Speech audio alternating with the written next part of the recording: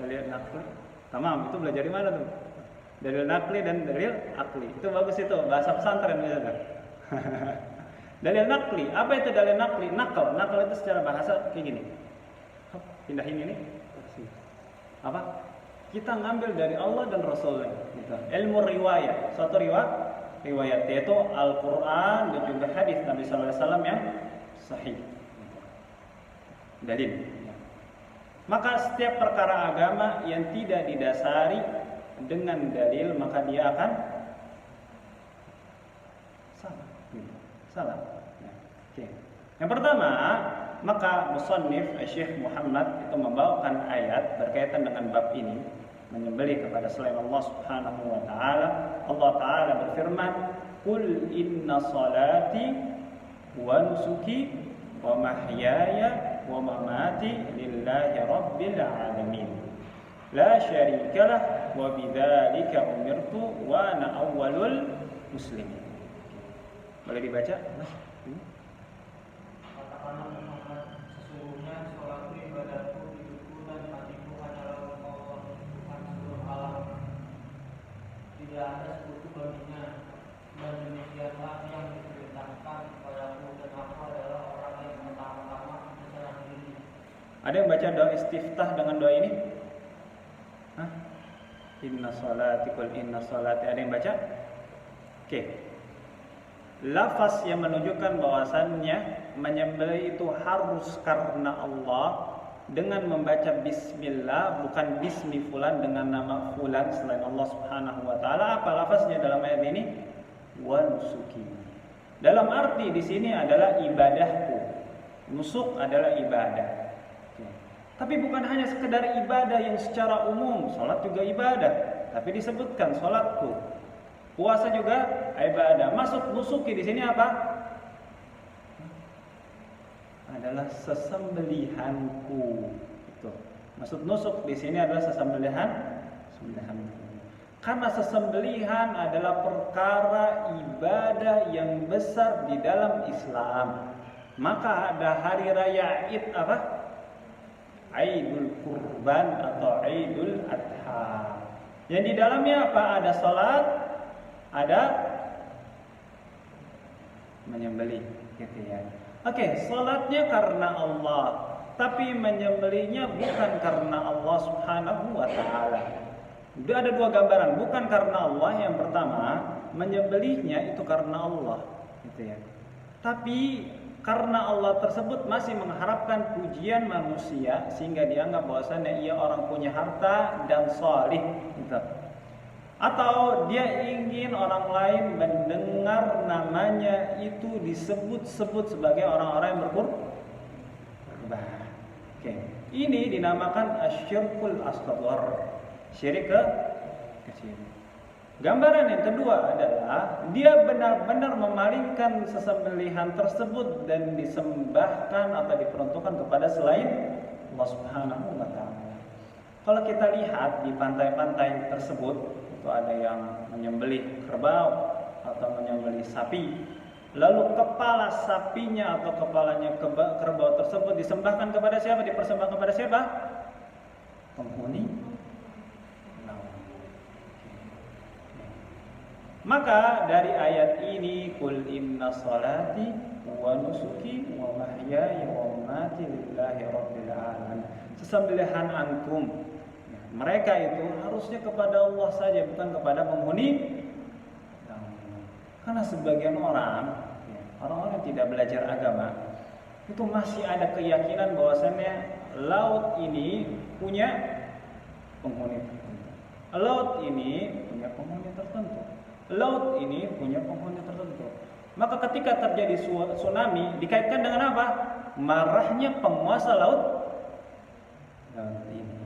Maka kewajiban mereka apa? Ada sebuah hari raya yang mereka buat, gitu. Itu sebagai adat istiadat. Lalu mereka persembahkan sembelihan untuk penguasa. La syak, tidak diragukan bahwa perbuatan itu adalah perbuatan syirik. Syirik apa? Besar atau kecil?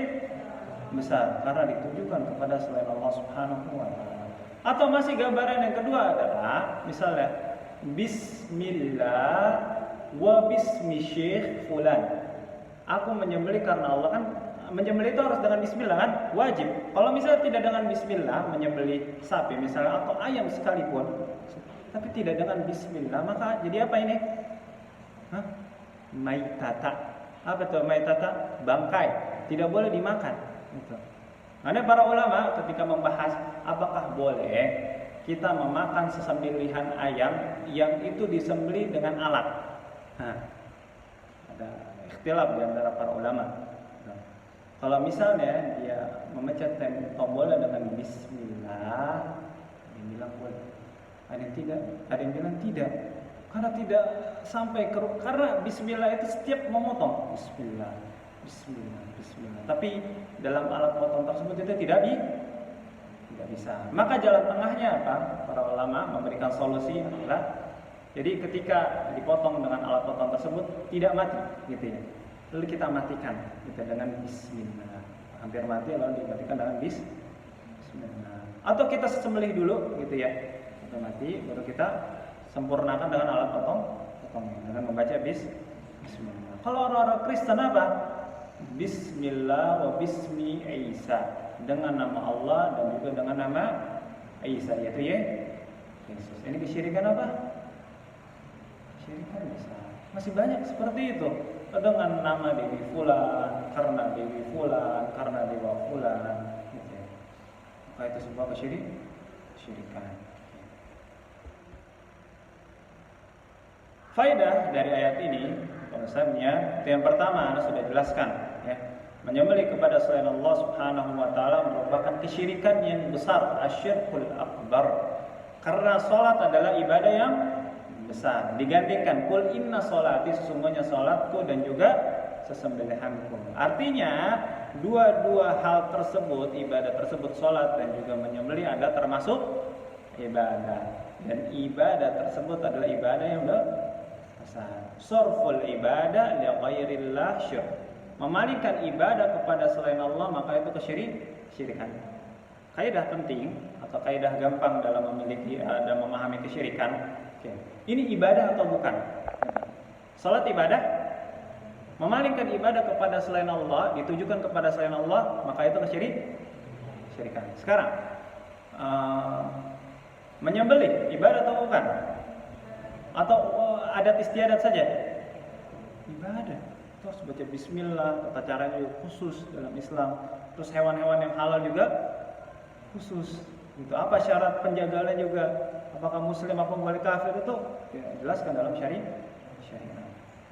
Oke, kita bilang itu ibadah. Kalau ibadah dipalingkan kepada selain Allah Subhanahu wa taala, ditujukan kepada selain Allah apa? Syirik. Oke, sekarang memakai baju koko ibadah atau bukan? Adat istiadat. Anda di Saudi pakai apa? Gamis. Ini adat istiadat yang berkaitan dengan ibadah. Tapi bukan esensi perbuatan tersebut adalah ibadah, gitu ya. Tapi kalau diniatkan karena Allah Subhanahu wa taala memakai baju yang rapi, gitu ya. Memakai baju yang wangi ketika beribadah itu bernilai ibadah. Ketika pakai baju koko, tapi niatannya supaya terlihat ganteng di hadapan istrinya boleh? Boleh. Ya, boleh. Makan ibadah atau bukan? Ya, makan ini, minum deh. Bukan ibadah, itu termasuk aktivitas harian. Namanya adalah al-adah, sesuatu yang terulang setiap harinya, makan dan minum. Boleh kita tujukan kepada selain Allah. Misalnya pengen sehat, pengen makan enak saja, tidak diniatkan karena Allah, boleh? Boleh, karena itu adalah perkara dunia. Oke, sekarang ada ini kita untuk memahami kesyirikan seperti apa ya, biar gampang. Puasa ibadah atau bukan? Ibadah. Kalau niatan puasa hanya untuk sehat, karena puasa bikin sehat, betul? Betul, istirahat badan. Ya, sebagaimana kita kalau misalnya capek istirahat, lalu fresh kembali, maka lambung kita setiap tahunnya 1 bulan istirahat itu menyiapkan badan. Oke. Puasa ibadah atau bukan? Ibadah. Lalu kita niatkan untuk sehat saja? Tidak boleh. Ya, tidak boleh. Tapi kalau diniatkan ada dua. Nah, ini anak kasih faedah nih. Mungkin belum tahu sebelumnya.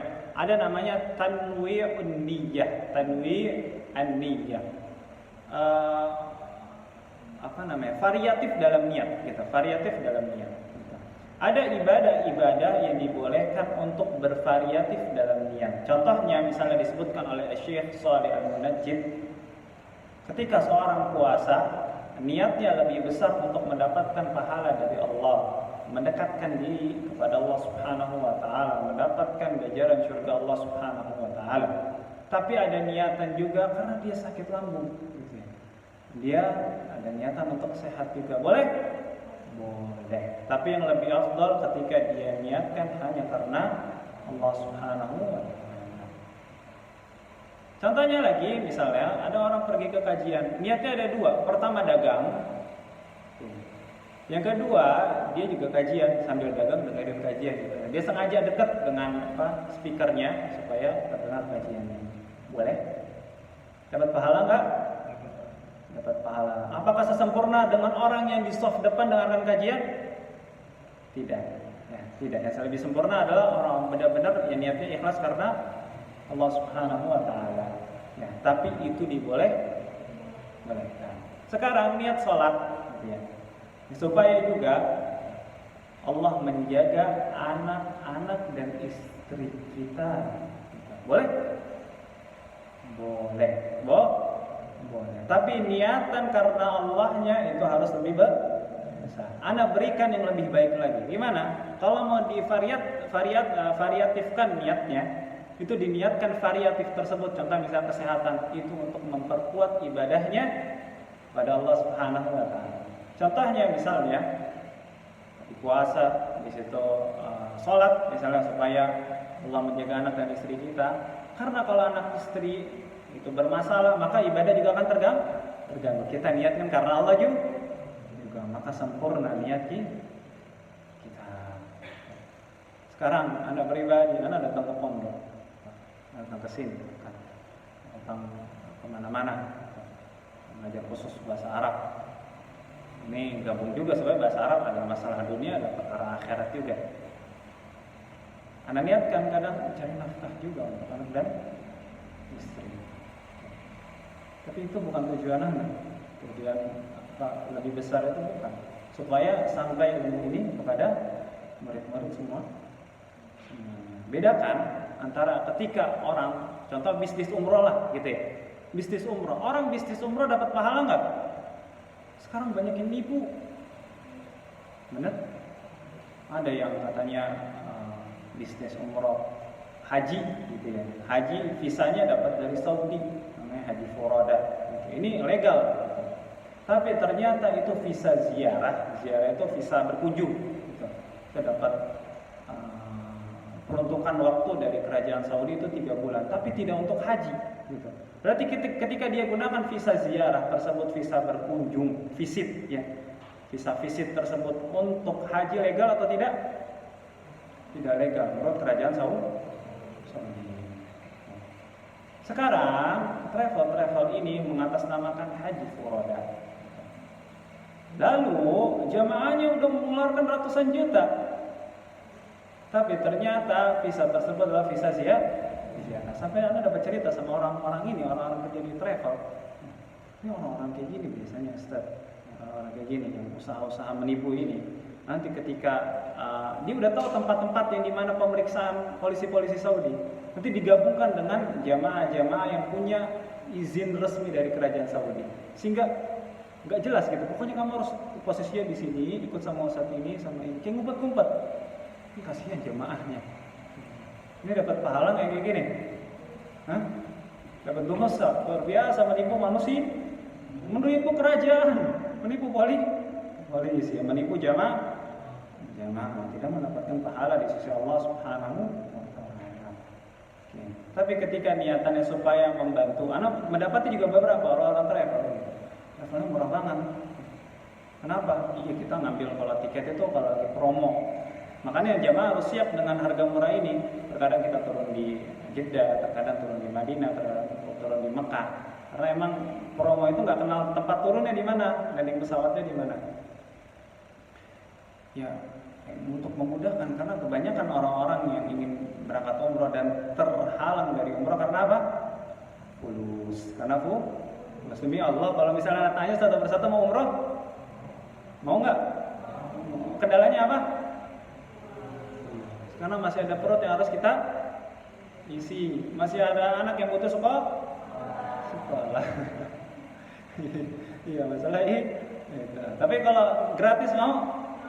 Siapa yang nggak mau? Gitu. Itu semoga Allah memberikan pahala yang besar kepada beliau-beliau ini, luar biasa niatnya. Oke. Selanjutnya, Ana langsung yang terakhir. Sungguhnya ibadah itu taufiqiyah. Apa itu arti taufiqiyah?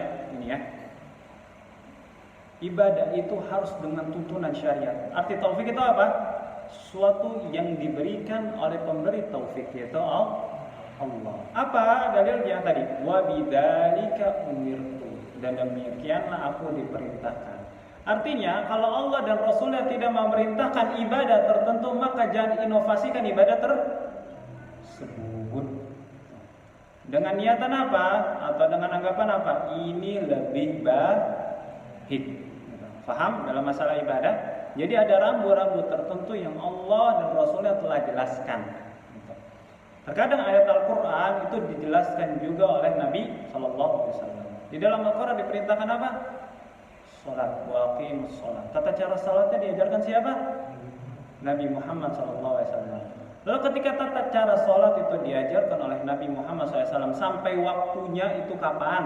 Gitu. Sampai ketika nanti tidak bisa salat pada waktunya ada jamaah. Apa itu yang dibolehkan dalam jam? Uzur apa yang dibolehkan? Sakit seperti apa dijelaskan oleh Nabi Muhammad SAW.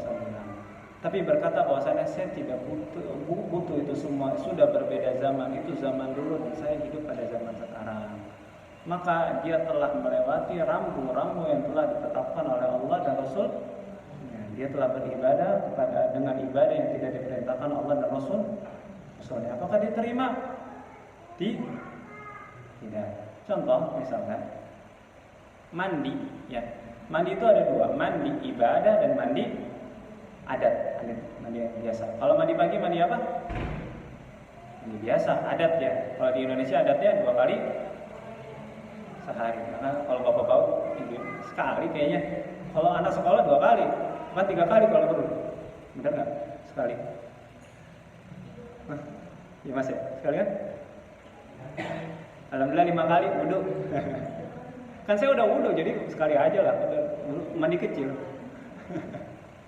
Oke, itu mandi adat. Tapi kalau mandi ibadah apa? Ketika yang sudah balik, ini sudah balik semua. Ketika kita semua gitu ya, itu ada namanya junub. Maka diperintahkan untuk mandi. Tata caranya dijelaskan oleh Nabi. Berwudu terlebih dahulu, itu sunnah. Ya. Lalu meratakan air ke seluruh anggota tubuh, itu perkara yang wajib. Diajarkan setelah mandi seperti apa. Lalu dibolehkan apa setelah mandi, atau ketika belum mandi junub dilarang untuk apa? Dijelaskan oleh para ulama dalam buku-buku fikih. Lalu berkata bahwasannya mandi, kayaknya habis junub nggak usah mandi, wudu aja. Karena ini yang memperingan. Saya lebih cocok itu kalau wudu aja. Ya, lebih cocok kalau wudu aja, karena supaya saya sholat subuh itu, kalau subuh junub itu gampang. Jadi nggak perlu saya nunggu mandi lagi, soalnya komat di sini cepat. Alasan seperti itu dibenarkan dalam syariat? Tidak. Maka itu perbuatan yang tidak ada contohnya dari Nabi Sallallahu Alaihi Wasallam, perbuatan keluar dari rambu-rambu Nabi Sallallahu Alaihi Wasallam. Salatnya diterima? Tidak diterima oleh Allah Subhanahu wa Ta'ala. Selanjutnya ayat Quran yang berkaitan dengan menyembelih harus karena Allah Subhanahu wa Ta'ala. Silakan baca. Fasholli li rabbika wanhar. Artinya, maka laksanakan sholat karena Tuhanmu dan berkurbanlah sebagai ibadah dan mendekatkan diri kepada Allah. Coba kita baca dari ayat 1. Bismillahirrahmanirrahim. Inna a'tainakal kautsar. Fashalli li rabbika wanhar inna syani'aka huwal abtar. Nama suratnya apa? Al-Kautsar, artinya apa? Nikmat yang sangat banyak. Para ulama menafsirkan inna a'tainakal kautsar. Sungguhnya kami telah memberikan kepada engkau Muhammad Al-Kautsar. Al-Kautsar itu ada dua. Yang pertama adalah sungai yang dikhususkan di akhirat kelak untuk Nabi Sallallahu Alaihi Wasallam. Dan Nabi Sallallahu Alaihi Wasallam akan memberikan kepada umat-umatnya. Itu yang pertama, Al-Kautsar. Allah berikan kekhususan nanti sungai pada Nabi Sallallahu Alaihi Wasallam, sungai Nabi. Yang kedua, maknanya adalah nikmat yang sangat banyak, nikmat sehat, nikmat hidayah dari Allah Subhanahu wa taala, nikmat waktu, nikmat barokah dan lain sebagainya. Ketika Allah telah memberikan nikmat kepada Nabi, maka diperintahkan apa? Hura-hura, diperintahkan refreshing atau apa? Salat ibadah dan juga berkurban. Oke. Makanya ketika seseorang diberikan nikmat oleh Allah Subhanahu wa taala dengan nikmat yang banyak, gitu, seharusnya ibadah jauh lebih rajin, gitu. Karena nikmat tersebut semuanya bisa digunakan untuk ibadah. Ketika misalnya contohnya masjid jauh, Anda nggak punya motor misalnya, sedangkan fulan punya motor 5 lah gitu ya. Seharusnya bisa lebih ke masjid yang mana? Punya motor 5, ini laki-laki gagah, motor 5 tinggal milih mana yang dia suka gitu ya, ke masjid. Oke. Harusnya digunakan untuk ibadah. Nah, kalau masjidnya 1 km mungkin, yang rumahnya jarak jauh tersebut tidak diwajibkan untuk sholat di masjid. Karena diwajibkan ketika mendengar azan. Tidak mendengar azan dari masjid sekitarnya, maka tidak wajib sholat jamaah di masjid. Ini punya fasilitas tapi ini punya fasilitas gitu. Maka seharusnya rajin ibadah. Gitu ya. Maka salah satu asas atau dasar atau pokok dari rasa bersyukur apa? Ketika seorang dikategorikan orang yang bersyukur, seorang itu menggunakan nikmat yang Allah berikan untuk ketaatan kepadanya. Itu ya. Bagaimana cara bersyukur? Digunakan untuk mendekatkan diri kepada Allah Subhanahu wa taala. Sekarang ada orang yang mengucapkan alhamdulillah ya Allah, makasih ini nikmat sehat luar biasa. Saya umur 60 tapi masih sehat, masih bisa jalan. Sedangkan banyak yang udah tiduran, sakit-sakitan. Di situ alhamdulillah nikmat harta, Allah berikan nikmat harta yang lebih. Alhamdulillah nikmat waktu luang Allah berikan saya nikmat waktu luang sehingga saya bisa melakukan aktivitas yang saya suka gitu ya setelah bekerja misalnya. Nah, tapi dia gunakan untuk maksiat. Apa dikategorikan bersyukur? 100.000 kali dia mengucapkan alhamdulillah, tapi tidak bersyukur kepada Allah dengan ketaatan itu, maka tidak dikategorikan orang bersyukur. Maka abdan syakur, hamba yang bersyukur adalah orang yang paling taat kepada Allah Subhanahu wa taala. Yang pertama, faedah dari ayat ini bahwasannya menyembelih kepada selain Allah Subhanahu wa taala adalah syirik besar karena hal tersebut adalah ibadah. Oke. Yang kedua, bahwasannya salat dan menyembelih kepada Allah Subhanahu wa taala termasuk tanda-tanda syukur terhadap nikmatnya yang paling besar.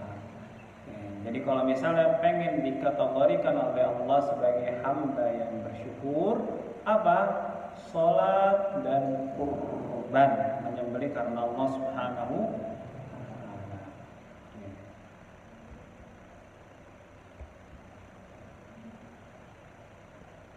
Ya, selanjutnya ada sebuah hadis yang diriwayatkan oleh Ali bin Abi Thalib radhiyallahu anhu, qala haddatsani Rasulullah sallallahu alaihi wasallam bi arba'i kalimat. Bahwasannya Rasulullah sallallahu alaihi wasallam itu mengabarkan kepadaku dengan 4 kalimat, gitu ya. Ini penting nih kalimat tersebut. Bahwasannya Rasulullah sallallahu alaihi wasallam itu mengabarkan kepadaku dengan 4 kalimat. Kalimat yang pertama adalah la'anallahu man dzabaha li ghairillah. Oke, apa kalimat yang pertama? Apa? Allah melaknat Subhanallah. Oke. Yang kedua, la'anallahu man la'ana walidayhi. Apa Mas? Yang kedua?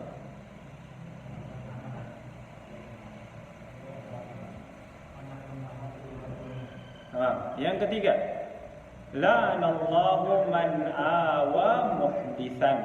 Oke, apa Mas? Yang ketiga?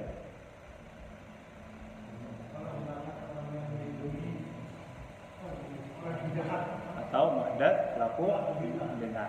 Oke, la'anallahu man ghayyara manaral ardi. Oke, yang keempat apa? Mbak? Ada Mbak? Atas tanah. Pertama, apa itu makna melaknat? Laknatullah subhanahu wa ta'ala. Apa maknanya? Bahwasanya laknat Allah subhanahu wa ta'ala, Allah jauhkan rahmatnya dari orang tersebut, sehingga orang tersebut tidak akan mendapatkan hidayah dan kasih sayang Allah subhanahu wa ta'ala. Apa laknat tersebut tadi? Allah jauhkan dirinya dari rahmat Allah subhanahu wa ta'ala dan hidayah Allah subhanahu wa ta'ala. Ketika Allah melaknat orang yang melaknat kedua orang tuanya, berarti orang yang melaknat kedua orang tuanya itu tidak akan mendapatkan rahmat Allah, sehingga hidupnya di dunia dan akhirat selalu diliputi keresahan, tidak mendapatkan hidayah, sulit sekali untuk mengamalkan syiar-syiar Islam, syariat Islam, karena sebab telah dilaknat oleh Allah Subhanahu wa taala. Oke, di sini menjadi inti pembahasan kita dalam tema ini yang pertama, bahwasannya Allah Subhanahu wa taala melaknat orang yang menyembelih karena selain Allah Subhanahu wa taala. Yang kedua, anak ingin jelaskan bagaimana Allah Subhanahu wa taala atau seseorang itu melaknat kedua orang tuanya. Mungkin enggak? Laknat kau. Sekarang luar biasa, laknat itu sebagai kata yang mudah diucapkan. Laknat, anak laknat gitu. Bapak laknat, ini enggak ada adab nih. Orang makin kesini adabnya makin tipis gitu ya. Setan ucapannya macam-macam ya. Kadang orang di pondok juga masih kayak gitu. Dibawa ke pondok juga, dimarahin tetap aja berubah. Mau curhat nih. Oke, bagaimana orang melaknat kedua orang tuanya? Yang pertama, seorang anak tersebut ya, itu benar-benar mencaci maki kedua orang tuanya. Kalau jadi anak kecil nggak mungkin, tapi ketika sudah dewasa, terkadang ketika sudah punya harta, orang tuanya tidak bisa mencari nafkah lagi karena sudah lanjut usia, dia apa kan? Bapak udah nggak bisa kerja, ini kan dari saya aja. Caci maki luar biasa. Sehingga dulu orang tuanya tidak seperti itu kepada anaknya, dia mempersikap dirinya, anak itu sebagai bos bagi orang tuanya. Ini tercela, ini mendapatkan laknat Allah Subhanahu wa taala. Atau yang kedua, seseorang itu mencela kedua orang tua orang lain. Lalu dengan sebab tersebut orang tersebut itu mencela kedua orang tua kita. Kita menjadi sebab orang tua kita dicela, gitu, dilaknat. Maka itu tercela dan mendapatkan laknat Allah Subhanahu wa taala dan termasuk dosa besar. Kalau orang sekarang gini, anak-anak bocil. Nama bapaknya Budi. Budi lagi main kelereng gitu misalnya. Ini nama bapak yang ini Ahmad gitu ya. Ahmad lagi main kelereng. Ya, siapa yang mendapatkan laknat pertama kali? Orang yang mencela kedua orang itu tuh, temannya itu. Jadi temannya tersebut membalas dengan pencelaanku. Nah, ini saking berharganya, mulianya orang tua dalam Islam, luar biasa. Tidak dimuliakan orang tua itu kecuali dalam Islam. Gitu.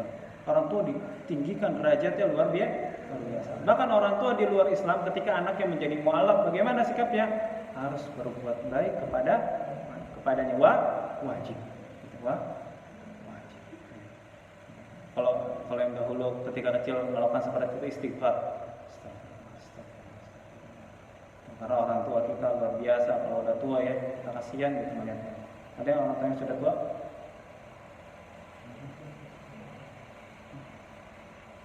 Dan kita juga nggak tahu diri juga, udah lupa, banyak lupa. Kalau semuanya divideokan jadi rekaman itu kita bisa nangis gitu. Jadi manusia punya banyak kesibukan, jadi di otaknya tuh begini, di otaknya kerjaan, di otaknya anak istri, orang tua nggak tahu kebaikannya di mana. Semoga kita menjadi anak-anak yang bersyukur kepada kedua orang tua. Oke, yang ketiga, Allah melaknat orang yang melindungi muhdis. Contohnya misalnya ada orang mencuri, gitu ya. Sekarang pencurian motor banyak dari dulu sih, gitu ya. Curi. Lalu kita tahu dia pencuri, gitu. Lalu meminta perlindungan di rumah kita. Lalu kita lindungi, itu Allah laknat. Karena kita memudahkan orang tersebut untuk berbuat jihad. Contohnya misalnya ada seorang hakim, gitu, atau polisi lah. Ini orang yang bersalah, gitu. Tapi karena disogok, gitu ya, jadi dibebaskan dari hukum. Maka ini termaksud perbuatan yang dilaknat oleh Allah Subhanahu wa taala. Atau pelaku bid'ah misalnya dilindungi, gitu ya. Bid'ah itu ada dua. Bid'ah mukaffirah yang mengkafirkan seseorang dari Islam. Ana ulang. Bid'ah perbuatan baru dalam agama yang mengkafirkan seseorang dari Islam. Yang kedua tidak mengkafirkan tapi termasuk dosa. Yang mengkafirkan apa? Contohnya ada orang-orang yang menganggap bahwasannya Al-Quran itu makhluk. Al-Quran itu makhluk. Padahal dalam akidah kita Al-Quran itu kalamullah, perkataan Allah Subhanahu wa taala. Ketika mengatakan bahwasannya zat Allah itu kalamnya, perkataan itu makhluk, maka dia telah menghinakan Allah. Maka dia telah mengubah syariat Allah, mengubah syariat Allah Subhanahu wa taala. Perbuatan kita baru dalam agama. Contohnya misalnya ada orang-orang yang mengatakan bahwasannya agama semuanya sama, gitu. Yang beda di sisi Allah Subhanahu wa taala adalah tata caranya saja. Walaupun Tuhannya beda, mereka sama-sama orang-orang yang berbuat baik. Intinya agama itu mengajarkan kebaikan. Nah, gitu ya. Oke. Habis itu berkeyakinan seperti itu dikampanyekan. Ini orang yang berbuat bid'ah baru dalam agama tersebut apa? Bid'ah yang mengkafirkan diri. Luar biasa ini fitnahnya, luar biasa. Luar biasa. Mau disamakan nggak Pak? Bapak sholat setiap hari gitu ya. Ada orang-orang Kristen di Eropa sana, dia menghalalkan daging babi, menghalalkan LGBT, menghalalkan seksual dan sebagainya. Mau disamakan? Nggak mau, enak syahwat ya. Dunia udah dia dapatkan, kita dengan ibadah mau disamakan, sama-sama masuk surga nih. Mau jalan yang mana? Jalan yang syahwat atau jalan yang benar? Luar biasa ini fitnah ya. Sama-sama baik. Alhamdulillah min. Hati-hati ini, hati-hati. Mas hati-hati. Orang-orang yang suka dengan filsafat ya seperti itu. Sok TV. Oke. Yang terakhir adalah Allah melaknat orang yang sengaja mengubah patok batas tanah. Punya tanah Bu? Pak? Punya tanah? Alhamdulillah. Bapak ya, warisan gitu ya, insya Allah. Oke.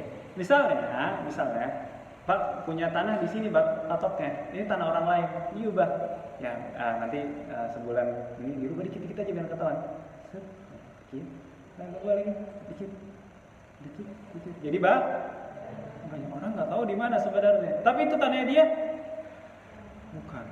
Berubah batas patok tanah adalah mengambil hak orang lain. Maka itu terlaknat. Allah Subhanahu akan dijauhkan rahmatnya, tidak akan berkah selama dia tinggal di situ, tidak akan berkah. Berapa banyak yang kayak gini? Tiba-tiba ini tanah udah kita beli, tiba-tiba di atas namakan orang. Itu terjadi di mana-mana. Di Depok katanya banyak tuh. Di Al-Wafi Pak pernah kejadian gitu. Ini dibeli ya sama Al-Wafi, pondoknya anaknya. Oke. Terus habis itu ada yang gugat ya tanah orang lain. Akhirnya menang, alhamdulillah. Biasa tanahnya bukan murah gitu, bisa miliaran jumlahnya. Alhamdulillah. Dia memakan harta yang sedikit juga, sejengkal aja, sedikit sedikit aja nggak apa-apa lah. Bismillah, Bismillah biar halal. Bismillah sedikit. Biar nggak merasa bersalah gitu ya. Bismillah. Minum khamar bismillah. Jangan itu dosanya 2 kali itu. Set, ya Rabbah. Alhamdulillah. Oke, alhamdulillah lagi. Alhamdulillah. Gitu ya. Dapat laknat Allah kayak gini. Dia gunakan perbedaan batas patok tanahnya untuk jadi musola, itu tidak akan diterima pahalanya. Karena menggunakan harta yang berapa banyak di Indonesia mafia tanah. Tiba-tiba ini tanah punya fulan, tanah punya. Sebenarnya dapat dari mana gitu, bingung kadang. Nama fulan di mana? Ini tanah punya fulan. Karena jadi bingung. Ini tanya punya perorangan atau punya negara atau punya apa gitu ya. Tapi seperti itu. Alhamdulillah min. Oke, cukup. Itu intisari pelajarannya. Ya, semoga bermanfaat. Semoga bisa diambil faedah. Dan Ana akan kirimkan soalnya nggak sampai 5 menit insyaallah. Tapi atau mau ditulis saja. Ini ya, belum selesai sebenarnya.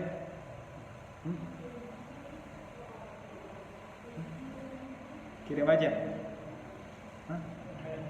Gini aja deh. Nah, ini Ana selesaiin dulu. Nanti bisa kerjakan di rumah kali ya. Ya, tapi kerjakan, Pak. Ini jumlahnya berapa, Pak? 3, 7. 3 berapa? 8 ya? 8. Berarti totalnya harus ada 15. Pak, nanti kalau nggak ada namanya, tulis nama asli ya. Nggak namanya Pokemon misalnya. Nah, hamba Allah enggak sama asli. Nanti anak nanya ke Pak Wakil. Jadi ada minta nama Pak Wakil supaya bisa konfirmasi dan nanti bisa dikirimkan nomornya. Ya. Semoga bermanfaat. Ada pertanyaan? Mau ujian soalnya? Masih baru ujian ya?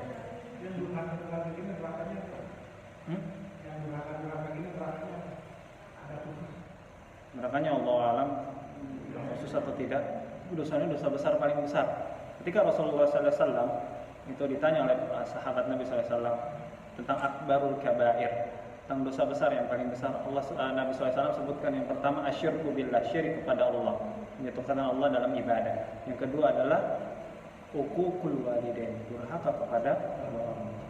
Setelahnya baru syahadatuz zur, persaksian palsu ketika berjumpa dengan hakim. Jadi saksi tapi sumpahnya palsu. Maka dosa pada kedua orang tua, maksudnya durhaka itu dosa besar dan wajib untuk bertobat kepada Allah Subhanahu wa taala. Wajib. Kalau enggak bahaya nanti suul khatimah. Mungkin ibadah kita itu lulus lah gitu. 5 waktu alhamdulillah di masjid, puasa alhamdulillah puasa sunnah. Tapi durhaka sama orang tua. Diingat kesalahan orang tua. Belum minta maaf, suul khatimah bisa jadi. Apakah kita tahu dosa-dosanya dimaafkan semua oleh kedua orang tua kita? Belum tahu. Mungkin yang ya sebagian besar udah, tapi ada dosa-dosa yang menyakitkan selalu diingat orang tua kita. Kita nggak tahu, kan kita pandangan kita sebagai anak gitu ya. Orang tua kita punya pandangan sendiri. Ada dosa-dosa yang mungkin perkataan itu kayak merasa lu kayak gede gitu ya, yang menyakitkan di hadapan orang tua kita. Itu tidak dimaafkan sampai mati. Takutnya gitu ya. Itu akan jadi pertanggungjawaban di sisi Allah Subhanahu. Makanya kalau ibadah kita biasa-biasa saja. Ini bukan anak menyarankan supaya ibadahnya biasa-biasa saja gitu, yang wajib-wajib bukan.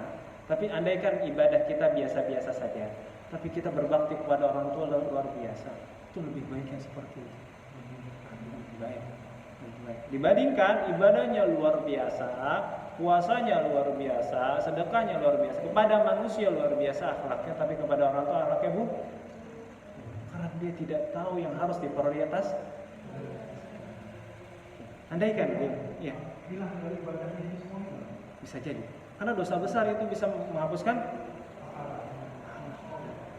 nggak semua, tapi bisa menghapuskan.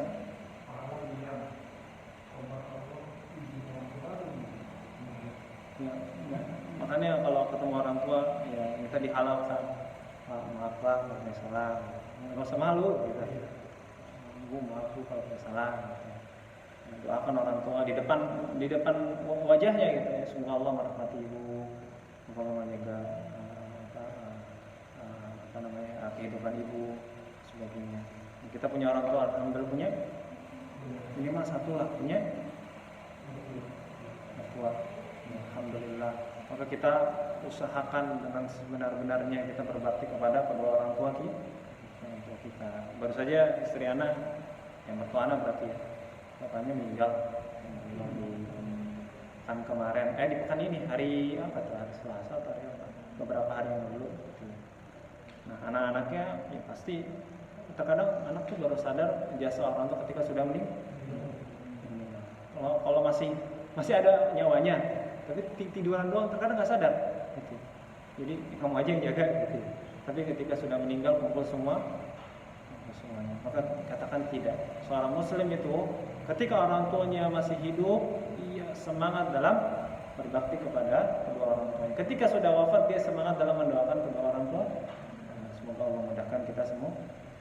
Subhanakallahumma wa bihamdika asyhadu an la ilaha illa anta astaghfiruka wa atubu ilaik. Assalamualaikum warahmatullahi